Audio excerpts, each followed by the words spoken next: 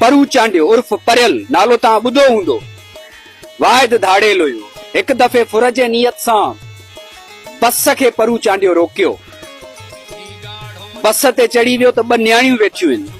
साथियुनि खे चई त लही हलो, फुर न आहे करणो। साथियुनि चयो त साईं शिकार हथनि मां कीअं छॾियऊं? जवाब में परू चांडियो चयो त ही हथियार ॾिसो था जेका मुंहिंजे हथ में आहे, इहो हथियार मूंखे बोतारनि सरदारनि खणायो आहे।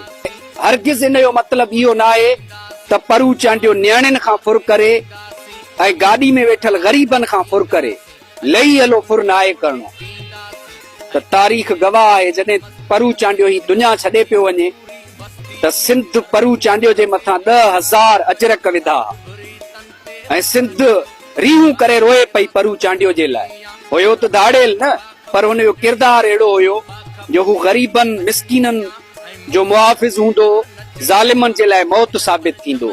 सो दोस्तनि खे गुज़ारिश कंदुसि त हिन वीडियो खे वधि खां वधि शेयर कयो त जीअं अॼोकनि धाड़ेलनि ताईं मुंहिंजो पैगाम पहुचे, जेके मिसकीननि खे फुर था कनि, जेके यतीमनि खे फुर था कनि, ग़रीबनि खे फुर था कनि, हज़ारे अमड़ियुनि जूं झोलियूं खालियूं कयूं वेठा आहिनि। इहा मुड़ुसु माण्हू न चइबी यार।